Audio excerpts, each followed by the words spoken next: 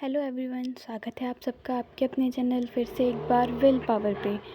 आज का हमारा टॉपिक आने वाला है संसद, लोकसभा और राज्यसभा। इसके बारे में आज हम पूरी इन्फॉर्मेशन पता करेंगे। तो चलिए शुरू करते हैं अपनी इस वीडियो को।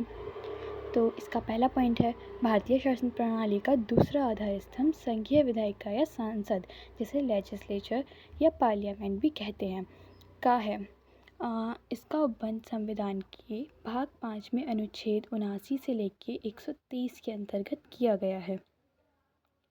संविधान के अनुच्छेद 79 में कहा गया है कि संघ के लिए एक संसद होगी जो राष्ट्रपति और 2 सदनों से मिलकर बनेगी, जिसके नाम क्रमशः राज्यसभा और लोकसभा होंगे। यानी संसद के अंग 3 होते हैं, प्रेसिडेंट, लोकसभा एंड राज्यसभा। लेकिन अगर संसद के सदनों की बात की जाए तो वो केवल 2 होंगे, लोकसभा और राज्यसभा। ये 2 मोस्ट इम्पोर्टेंट क्वेश्चन हैं, इनको ध्यान रखिएगा। आगे बढ़ते हैं। 1935 के भारतीय शासन अधिनियम में केंद्र में द्विसदनात्मक व्यवस्थापिका की स्थापना की गई थी। द्विसदनात्मक व्यवस्थापिका मतलब LS and RS, मतलब कि लोकसभा और राज्यसभा। ये 1935 के भारतीय शासन अधिनियम में से ली गई थी। आगे बढ़ते हैं। तो इसमें है अब लोकसभा का गठन। लोकसभा के गठन के बारे में प्रावधान संविधान के अनुच्छेद 81 में किया गया है।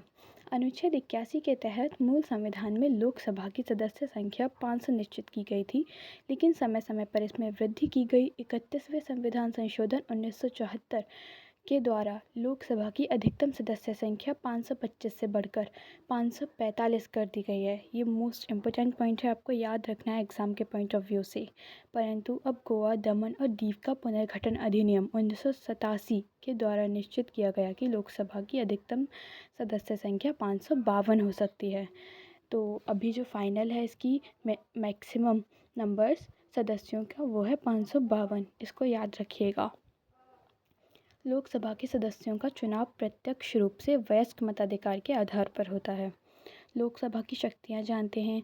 लोकसभा संसद का निम्न सदन है, किंतु वह राज्यसभा से अधिक शक्तिशाली है। यह जनता का वास्तविक प्रतिनिधित्व करने वाला सदन है। इसकी शक्तियां एवं कार्य निम्नलिखित रूप से उल्लेखित हैं।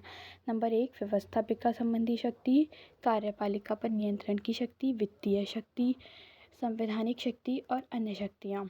अनुच्छेद 124 के अनुसार लोकसभा राज्यसभा के साथ मिलकर उच्चतम न्यायालय अथवा उच्च न्यायालय के न्यायाधीशों का कदाचार या असमर्थता के आधार पर पदच्युत करने का प्रस्ताव पारित कर सकती है। इस पॉइंट को ध्यान से याद रखिएगा, ये बहुत इंपॉर्टेंट है। आर्टिकल 124 के अनुसार लोकसभा राज्यसभा के साथ मिलकर उच्चतम न्यायालय यानी सुप्रीम कोर्ट और हाई कोर्ट के न्यायाधीशों के मिसबिहेवियर या इनकैपेसिटी के आधार पर उनको पदच्युत यानी कि उनको पद से हटाने का प्रस्ताव पारित कर सकती है। उपराष्ट्रपति को हटाने के लिए प्रस्ताव पहले राज्यसभा में प्रस्तुत किया जाता है, लोकसभा में नहीं। ये भी आपको याद रखना है। लोकसभा के सदस्य बनने के लिए आयु कम से कम व्यक्ति 25 वर्ष पूर्ण कर चुकी होनी चाहिए उसकी, और इसका कार्यकाल होता है 5 वर्ष का। अब देखते हैं आगे हम राज्यसभा का गठन। राज्यसभा को भारतीय संसद का द्वितीय सदन या सेकेंडरी चैम्बर या उच्च सदन अपर हाउस भी कहते हैं। इसमें राज्यों के सदस्य होते हैं। ये सभी राज्यसभा के नाम हैं, आपको ध्यान रखना है, ये सभी बहुत इंपॉर्टेंट हैं। आर्टिकल 81 के अनुसार राज्यसभा में अधिकतम संख्या 250 हो सकती है। इसमें से 12 सदस्य राष्ट्रपति द्वारा मनोनीत किए जाते हैं। ये ऐसे व्यक्ति होते हैं जिन्हें कला, साहित्य, विज्ञान, समाज सेवा और सहकारिता के क्षेत्र में विशेष ज्ञान या अनुभव प्राप्त होता है। ये आपको ध्यान रखना है क्योंकि ये एग्ज़ाम के लिए बहुत इम्पोर्टेंट है।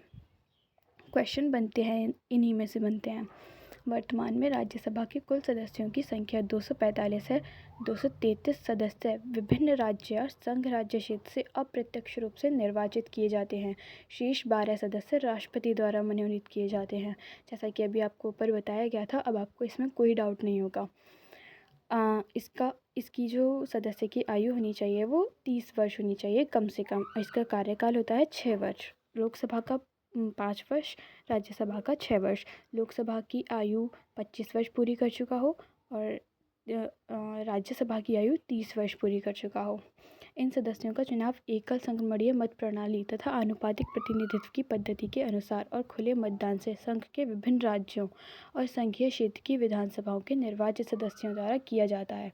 तो ध्यान रखिएगा कि इसमें कौन कौन पार्टिसिपेट करता है इसके मतदान में। राज्यसभा का सभापति, राज्यसभा के 2 प्रमुख पदाधिकारी होते हैं, सभापति जिसे चेयरमैन बोलते हैं और उपसभापति जिसे डिप्यूटी चेयरमैन कहा जाता है।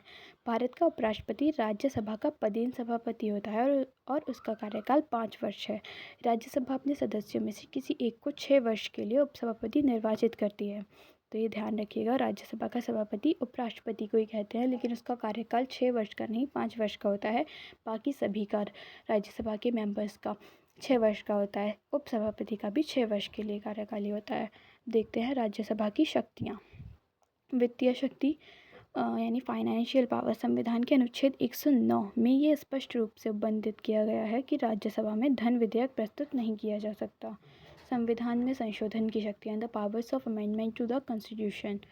संविधान संशोधन के संबंध में राज्यसभा को लोकसभा के समान शक्ति प्राप्त है। तो ये याद रखिएगा, जितनी शक्ति संविधान संशोधन को राज्यसभा को मिली है उतनी ही लोकसभा को भी मिली है। लोकसभा से पारित संशोधन विधेयक तभी स्वीकृत समझा जाएगा जब वह राज्यसभा द्वारा पारित किया जाएगा। इम्पोर्टेंट पॉइंट है, याद रखिएगा। संशोधन विधेयक पर राज्यसभा की असहमति होने पर संशोधन विधेयक अस्वीकार समझा जाएगा।